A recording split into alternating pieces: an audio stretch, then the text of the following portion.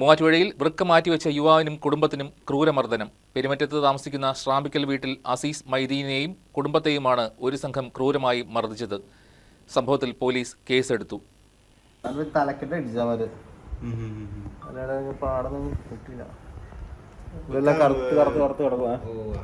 കഴിഞ്ഞ ദിവസം രാത്രിയാണ് സംഭവങ്ങളുടെ തുടക്കം. പേഴക്കാപ്പള്ളിയിലെ ഷോപ്പിംഗ് സെന്ററിൽ പാർക്ക് ചെയ്തിരുന്ന അസീസിന്റെ കാർ മറ്റൊരു വാഹനത്തിൽ തട്ടിയെന്ന് പറഞ്ഞ് അസീസിനെ ഒരാൾ ഫോണിൽ വിളിച്ചു. കാർ മറ്റൊരു വാഹനത്തിലും തട്ടിയിട്ടില്ലെന്ന് അസീസ് വ്യക്തമാക്കിയെങ്കിലും ഒത്തുതീർപ്പാക്കണമെന്നും അല്ലെങ്കിൽ ഗുരുതര പ്രത്യാഘാതമുണ്ടാകുമെന്നും വിളിച്ചയാൾ ഭീഷണിപ്പെടുത്തി.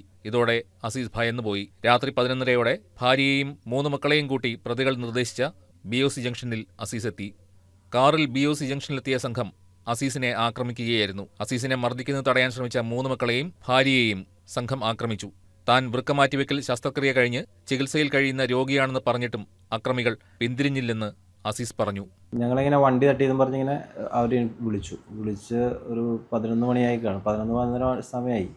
ഞങ്ങളങ്ങനെ അവിടുന്ന് ഞാൻ ചെല്ലാന്ന് വൈഫും മക്കളും പറഞ്ഞ് അന്ന് ഞങ്ങളും കൂടി വരാമെന്നും പറഞ്ഞ് ഞങ്ങളെല്ലാവരും കൂടി അങ്ങ് പോയി ജസ്റ്റ് അവിടെ അവർ പറഞ്ഞ സ്പോട്ടിൽ ചെന്നപ്പോൾ അവർ പെട്ടെന്ന് ഓപ്പോസിറ്റ് ഒരു വണ്ടി വന്ന് നിന്ന് അതിനകത്ത് 5-6 പേര് ചാടി ഇറങ്ങി വന്ന് എന്നെ പിടിച്ച് മർദ്ദിക്കുക, എൻ്റെ ഈ ഷോൾഡറിൽ പിടിച്ച് വലിച്ച് വണ്ടിയിൽ നിന്ന് പുറത്തേക്ക് ഇറക്കാൻ നോക്കി.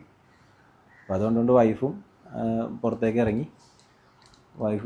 ഇറങ്ങി വന്നപ്പോൾ വൈഫിൻ്റെ കയ്യിലും ഓട്ടം പിടിച്ച് അവർ മാറ്റാൻ ശ്രമിച്ചപ്പോൾ എൻ്റെ ഒരു മകനുണ്ട്, 16 വയസ്സുള്ള മകൻ.